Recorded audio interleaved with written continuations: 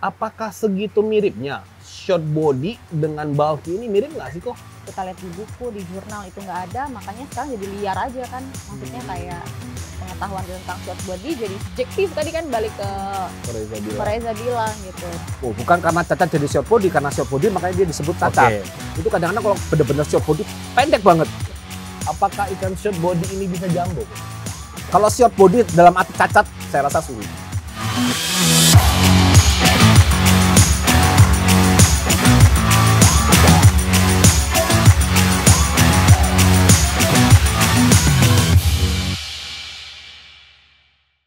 Ini bagus nih, agak mirip bahasanya nih. Agak mirip. Gimana kok? Tricky ya, jadi tricky ya. Ya, Supaya nggak disalahkan. nggak disalahkan, nggak aman kok.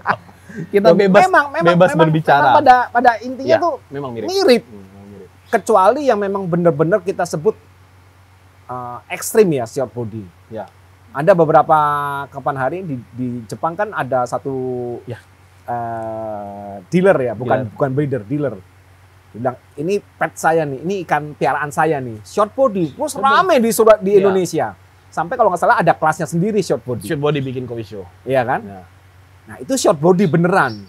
Tapi yang kejadian yang 5 tahun lalu ya menurut saya antara gemuk, terlalu Bulky. gemuk, ya. Jadi itu orang ngomong short body. Oke. Memang agak sekarang pun banyak terjadi ikan-ikan, terutama ikan satu warna ya. Saya lihat bodinya besar, gemuk, kepalanya pendek, terus badannya juga pendek ya, pendek ya. Sini ya. Lebih turun ke bawah ya. Ya. Tapi karena dia kecil, belum sampai kelihatan perutnya, tapi kepalanya pendek, terus badannya tuh sudah ngisi Udah banget. ngisi. Nah juga yang jadi pertimbangan menurut saya pribadi, jarak antara ekor dengan sirip atas. Ya, sirip pertengahan itu. Ya, itu kadang-kadang kalau benar-benar short body pendek banget. Pendek banget. Ya memang kalau nggak ada pembanding kita nggak bisa tahu, apalagi kalau istilahnya masih pemula ya. Cuma kan seneng dan buat jualan gampang. Tapi kan gini kok, kembali lagi kita di awal kan mimpi kita ikan jumbo. Nah, Apakah ikan short body ini bisa jumbo kok? kalau short body dalam arti cacat, saya rasa sulit. Sulit. Cacat ya. Yang dalam udah arti short ya. body kan? Ya. Nah, jadi berarti kalau udah kita sepakati dulu, yang pertama adalah kita mau ikan jumbo sebagai penghobi di rumah. Yang kedua adalah ikan short body nggak bisa jumbo. Short body dalam arti cacat ya? Ya, udah short body gitu. Nggak bisa. Nggak bisa Bukan jumbo. nggak bisa, mungkin sulit lah. Sulit untuk jumbo. Sulit Ya, lah. Oke. Berarti kan sekarang hanya tinggal kita bagaimana sih melihat perbedaan antara bulky atau body besar dengan jumbo. Dengan short body, maaf. Antara bulky dan short body. Ini gimana sih kok cara kita ngebedainnya kok? Ya satu sisi kebanyakan pengalaman memang dulu. ya, kebanyakan yang saya lihat kalau dia sudah badannya sudah ngisi sekali, kepala itu jarang panjang, Oke. jarang. Kebanyakan kepala itu cenderung pendek. Satu, terus kedua pangkal ekor. Oke. Itu juga saya lihat yang sering-sering ada-ada. ya, sering-sering pendek. Jarak dari sirip ke pangkal ekor itu rapat. Iya, gitu. iya. Itu Terus kepala juga kecil. kecil, Ya, dia pendek. Ya. Itu sebetulnya masalah gen kalau saya bilang. Itu berarti kegagalan sebenarnya. Ya harusnya bisa diperbaiki lah. Ya, Karena saya lihat dalam satu lomba, ini ikannya sejenis nih. Sejenis ikannya. Gitu semua. Berarti kan banyak bawaan ya? Bawaan dari Iya, genetik betul ya, bawaan berarti ya. genetik indukannya. Bawaan dari indukannya. Rata-rata begitu. Tapi bodinya ya gitu, gemuk-gemuk itu semua. Tapi itu dimasukin di kelas normal, bukan di kelas Normal. Masuk normal. Berarti itu layak nggak sih kok dimasukin kelas normal harusnya? Sepanjang dia tidak sampai yang ekstrim, menurut saya nggak apa-apa. Nggak apa-apa dimasukin. Nggak apa-apa masuk dalam lomba. Tapi begitu dia ketemu sama yang berbodi lebih baik, walaupun dia tidak segemuk itu, kalau saya sebagai juri, saya akan lebih suka yang Yang normal, body, kayak kepalanya lebih panjang. Structure-nya lebih Iya. oke ya. Ya, jadi bukan. Iya. Oke. Dan itu kecenderungan buat saya, kecenderungannya ikan itu akan lebih jumbo nantinya. Iya. Untuk kedepannya jauh lebih jumbo. Iya. Tapi memang kan ada kontradiksi juga kok, bahwa di juri-juri show itu kebanyakan berpikiran bahwa ikan yang kita juri adalah ikan kondisi ikan hari ini. Iya. Jadi kita nggak boleh ngomong ini Tapi prospek jangan salah, jumbo. body itu Oke. berpengaruh juga dalam penjurian loh. Nah, itu Body. gimana kok? Oke kok. Ya, sekarang lu lihat ikan ini kepalanya pendek, yang satu kepalanya panjang, lebih proporsional lah. Proporsional. Ya, sebagai juri ya aku pilih yang profesional dong. Berarti yang body bulat gede tapi kepalanya kecil itu nggak dipilih lah ya? Bukan nggak dipilih, kalau nggak ada lawannya ya Kalau tetap harus dipilih. di compare dengan body yang so-so tapi bodinya proporsional, itu Lebih bagus yang proporsional berarti ya. Untuk kita ngomong untuk future lebih baik. Kalau untuk lomba saya juga lebih suka, karena ini kan nggak subjektif kan. Orang bisa suka yang A, suka yang B. ya karena kan gini. Dulu ya kok. Dulu waktu aku belajar di APKI, aku sempet lah ikut di APKI itu. Kalau nggak salah aku tuh ada grafik penjurian. Ya, kan? ya. Jadi kalau ikan kecil itu bobot penilaian bodinya tuh kecil, ya kan? Semakin besar jadi ada crossing begini nih. Ya, Jadi betul. semakin size ikan semakin besar baru bobot bodinya itu meningkat, ya kan kok? Kebalikan Meningkat dengan tuh setahu saya ke atas oh, ya, ini ke atas, bukan sorry. ke bawah ya. Ya, yang ke sini tuh pattern ya. Meningkat. Yang ini Ya, pattern, pattern. ini Jadi kalau body semakin besar, dia ke ikan atas. semakin Ya. penilaian poinnya lebih besar. Lebih besar, terus ada yang cross begini kalau nggak salah aku tuh Ya. itu subjektifnya ya, penilaian dari pattern. Nah, berarti arti kata kok ikan kecil itu nggak kalau berdasarkan ini ya standar yang dari saya belajarin dari API, ikan kecil itu nggak perlu body besar kan? Enggak, kalau kecil kamu kecil ikan masih di bawah 30 kan memang ya bodinya so-so begitu aja. Sekarang kok 25 cm udah bisa dilihat kok koi show sekarang, ikan-ikan sekarang 20 cm, 25 cm udah begini badannya kok. Kemarin saya juri-juri rata-rata ikan dari 30 up lah, baru kelihatan yang sudah Body-body bulat-bulat itu ya. Bulat. Iya. Mm-mm. Nah, itu gimana sebenarnya kok? Karena sekarang banyak sekali dan akhirnya ya itu tergantung juri lah menurut saya ya. Penilaiannya sama lah kayak lomba-lomba hewan-hewan ya, kayak itu kan nggak ada 1 tambah 1 sama dengan 2, kan nggak ada nilainya gitu. Jadi Subjektif sekali. Nah, subjektif itu ke juri ya. Iya, Tapi kan ini dasar sebenarnya. dasar, betul. Dasar. Jadi gini, kita perbandingan di dalam koi show misalnya, Korea sebagai juri. Ikan di kelas 35 misalnya. Ada ikan satu yang bodinya bulat, gede, gitu. Misi gitu. Wah, era-era itulah, karena sekarang kan seperti itu. Dan ada satu ikan bodinya proporsional. Tapi ini size 30 nih kita sebutin. Proporsional tapi nggak kurus kan? Nggak kurus. Nah, itu lebih yang profesional kan? Memang kita lihat juga ada poin lagi kayak pattern Pattern. atau kebersihan. Iya. Misalkan kalau kita ngomong cagoy deh, pattern apa Bang? Kan nggak ada pattern. Oke, tapi kan ada kebersihan. Kebersihan dalam arti tidak ada simi-simi. Sini, ya. fukurinnya rapi. Fukurin. Itu kan ada poinnya juga. Ya kan? Nah, di situ juga kita jadi bahan pertimbangan juga. Ya, berarti secara overall, kita kan kembali ke overall baki, karena kan kita bahasnya itu. Overall ya, overall. Berarti Tapi yang tetap profesional dari nilai poin body tetap ada. ada ya? Ada. Oke, dokter, kalau dari Iya. si ilmu ini, dokter saya tahu bertentangan banget sama koi show kan. Ikan-ikan yang koi show ya. Jadi dokter ini antipati dengan koi show karena bagi dia resiko kesehatan ikan. Dia Itu pernah- bener banget. Sedih, soalnya berkali-kali tuh nanganin ikan pulang dari koi show, dropsy. Ikan runner up grand champion loh. Oke. Runner up grand champion nggak main-main loh di Jakarta. Oke. Gitu, jadi langsung ngontek, dok, lihat ikannya dropsy gini. Kemarin habis dari mana ikannya? Habis turun show di luar kota, apa di luar kota lah ya jelas ya, karena di Jakarta jarang kan. Ya udah datang ke situ ya udah nggak tertolong kan gitu. Ya, jadi teman-teman juga harus paham ya, resiko koi show itu sangat besar. Sangat besar. Jadi dari dokter sebagai, ya wajar sih ya dokter gitu ya. Kalau dokter kan gitu, kalau kita kayak ngerokok gitu, sama dokter nggak boleh ngerokok, tapi tetap aja kita ngerokok. Koi show juga begitu. Sama dokter dilarang koi show, tapi tetap aja kita koi show. Dokter, ini tadi kan udah bahas masalah body bulky gitu. Secara body structure, secara anatomik, standar Carpinus carpio ini, apakah ada yang disebut dengan ini ikan masih standar Carpinus carpio, apa ini disebut dengan band atau cacat? Sebenarnya nggak ada. Kalau secara teori itu belum ada ya. Nah, anatominya? nggak ada. Anatomical itu karena si Prince Carpio sekarang kan macam-macam udah banyak. Udah berkembang. Udah berkembang.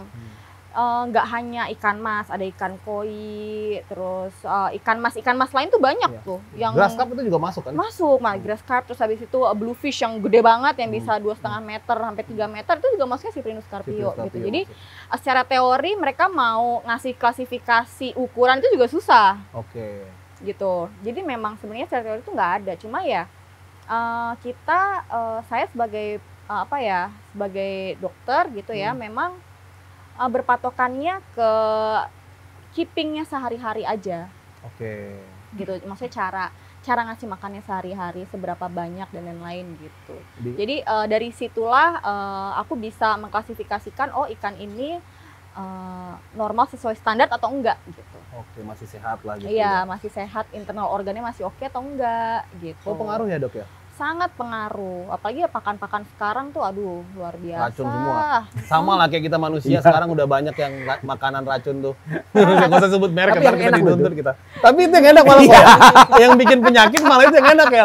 Berarti koi juga sama nasibnya kayak kita. Sebenarnya sama, makanya banyak penyakit-penyakit sekarang itu ya di koi penyebabnya karena lifestyle, saya bilangnya ke Lifestyle. Oh iya ya, karena kalau kita kan karena lifestyle juga kan. Iya, benar-benar. Gitu Mbak, kebanyakan makan junk food apa segala macam gitu. Iya, Jadi iya. banyak ikan koi yang misalnya problemnya sinking, satu kolam itu 20% tuh sinking ya. Ya.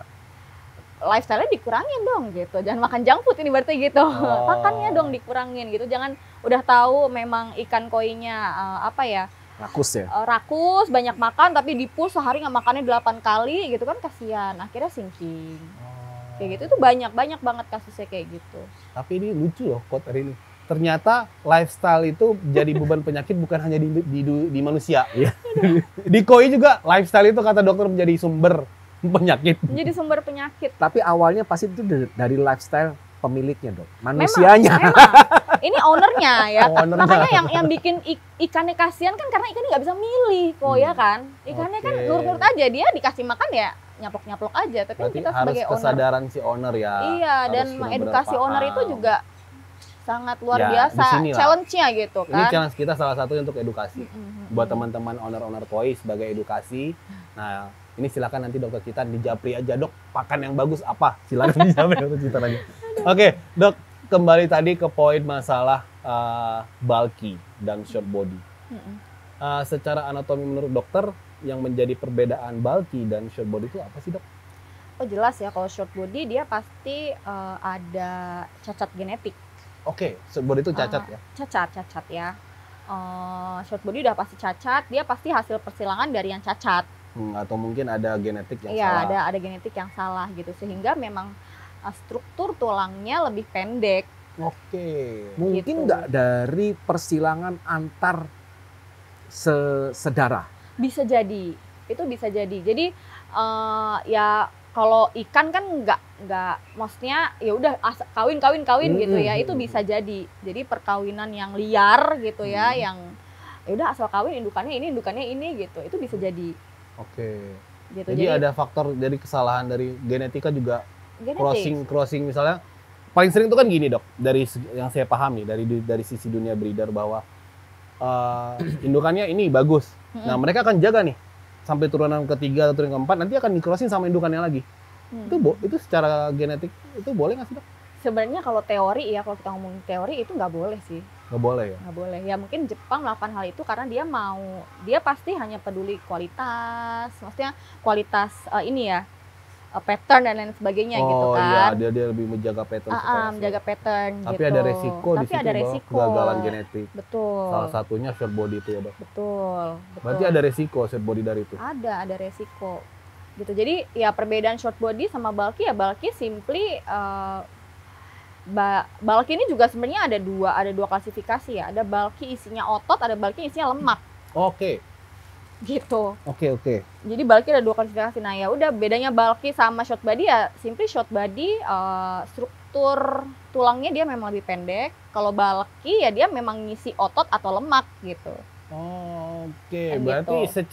secara pemikiran awam nih, Dok ya. Iya. Berarti ikan short body itu masuk cacat, Masuk cacat. kegagalan genetik. Iya. Jadi tulangnya lebih pendek. Mhm. Nyambung nih sama yang dibilang Koreza tadi. Antara tulang ekor sama sirip itu lebih dekat ya kok. Iya. sama kepalanya lebih kecil biasanya ya. Iya. Ini yang short body. Jadi bodinya itu lebih ngisi ke samping ya. Ya kan karena tulangnya nggak kuat, karena kecacatan genetik itu makanya dia lebar ke samping. Iya, iya. Cuma mungkin ya apa ya? Kalau kita lihat dari ikan-ikan yang dia punya kepala baik ya, panjang, lebar, rata-rata dia itu ngisinya itu tidak sampai dia gembung gini. Smooth. Belakang, smooth, kayak Smooth. torpedo gitu. Ya, torpedo. Nah, nanti di size tertentu saat dia sudah mulai stuck untuk bertumbuh, Di situ baru. baru dia jadi. Oke. Dan itu hasilnya jauh lebih baik. Luar biasa. Jauh lebih. Iya. Itu mimpi kok. Nah, itu mimpi. Itu namanya mimpi gitu. Dongeng tadi, dongeng. Dongeng. Ya bisa kalau dapat itu tuh the best itu. Seumur hidup kita bisa jadiin 1-2 ekor ikan begitu aja udah puasnya minta ampun. Iya. Iya, iya, iya, Puasnya iya. dan minta ampun tuh kok. Iya. Iya. Ntar nih maaf nih. Ini ada paling silent ini. Ada orderan masuk kelihatannya. Silent. Maaf ya. Jadi kembali ke tadi lagi kan mimpi itu. Terus dokter, saya mau nanya satu hal banget nih yang bagi saya ini krusial. Ada nggak sih dok, maksudnya baik itu standar ataupun apalah gitu bentuknya yang bisa mengatakan bahwa secara umum nih orang umum ya bahwa ini ikan short body atau cacat? Secara ini sih teori nggak ada yang tadi aku Oke. bilang ya, Tuh. gitu nggak ada. Justru susahnya di situ tuh, Oke. karena memang secara teori dan secara kita lihat di buku, di jurnal itu nggak ada, makanya sekarang jadi liar aja kan. Maksudnya kayak pengetahuan tentang short body jadi subjektif tadi kan, balik ke Koreza bilang. Reza bilang gitu ya, karena memang kalau pembahasannya di buku itu secara general ya Cyprinus carp gitu, Ya. which is Cyprinus carp dari yang ukurannya 30 cm sampai 4 meter juga Nggak ada. ada gitu. Jadi sebenarnya nggak ada standar itu. Nggak ya? ada. Jadi Koreza kalau pemahaman short body itu hanya pemahaman. Jadi dasar kita menentukan ikan ini short body berarti hanya gara-gara cacat. Betul, Cacat itu adalah efeknya bahwa ikan tidak bisa besar. Begitu kok. Masuk. Tidak bisa besar mungkin salah satu ya. Salah satu. Ya. Jadi karena dia cacat, jadi ikannya disebutkan short body. Oh, bukan karena cacat jadi short body, karena short body makanya dia disebut cacat. Oke, jadi karena short body, iya kan karena kita kan mau menentukan short body ini gimana sih penilaiannya. Iya, iya. Berarti iya. kan ada kecacatan dengan ada struktur Ya kan tulang tadi yang bilang panjang. catatannya dokter bilang secara genetik. Ya, ini kita mau rangkum kan. Untuk terus selanjutnya itu bahwa ikan potensi jambonya sedikit kecil. Iya. Dengan dasar inilah makanya ikan ini disebut cacat. Begitukah kalau kita balik nih? Iya, kurang lebih ya, menurut Kan, aku begitu sih. Jadi sebabnya kita menggagalkan short body ini kenapa kan gitu? Kalau dalam lomba mungkin nggak sampai sebegitunya ya. Oke. Dalam lomba ya. Dalam lomba ya memang satu pasti tergantung dari lawan-lawannya. Oke. Iya kan? Lawan-lawannya dan tadi gimana juri nih nentuin. Kadang juri lebih senang yang bodinya ginu-ginu ya toh. Nah, itu kan bagaimana dari pengalaman juri. Kalau kita lihat kita kembali kiblatnya di Jepang, hampir nggak ada yang sampai besar sekali, ikan kecil Ya. besar sekali. Justru malah itu dijual murah kok di Jepang. Ya nggak kok? Di sini mahal ya. Di sini mahal. Itulah makanya di Jepang nggak ada yang kayak gitu kan. Jadi sebenarnya kita itu terpaksa mau jual itu tuh karena di sana murah. Di Jepang tuh dibuang gitu. Oh, tapi yang dealer yang kapan hari yang ngeluarin short body yang benar-benar short body. Oh, itu koleksi kan. Nah, itu gorengan. mahal ya. Ya, itu itu gorengan, gorengan. beda. Kalau kita ke breeder langsung, ikan begitu breeder nggak mau. Ambil aja lah. Ambil aja gitu gratis. Itu cerita nyata loh. Jadi buat teman-teman biar paham, jadi body bulky banget yang short body itu di Jepang nggak ada harganya. Karena kan kita dikasih gratis ya kok. Kita udah beli beberapa ekor, ini ada short body udah bawa aja. Karena bagi mereka adalah ini ikan gagal cacat dan tidak ada harganya. Karena bagi mereka adalah koi itu adalah besar. Jadi apabila suatu ikan tidak bisa untuk jumbo, maka dianggap itu ikan gagal. Jadi itu mungkin pendapat breeder ya kok. Jadi itu sebagai masukan buat teman-teman. Berarti kan kalau jumbo ini sudah pasti prospek jumbo ini kan bulky kok. Masih bisa jumbo kan? Masih Masih bisa jumbo. Nah, ya tergantung jumbo dalam tanda petik berapa Berapa senti. Ya itu kan tadi udah ada inilah. Ah. Untuk untuk Gosanke 80, non Gosanke yang single color, yang 80. muji-muji itu 80, yang varietas Deutsch Ginrin itu mungkin 60. Iya. 60 70 udah gede. Iya. Ya, susah ya. Udah susah banget. Jadi kok sekarang kita sudah bahas tentang ikan jumbo dulu kok. Ikan jumbo itu sekarang itu kan di Indonesia sudah sudah mulai banyak pemahaman lah bahwa ikan jumbo itu ya 80.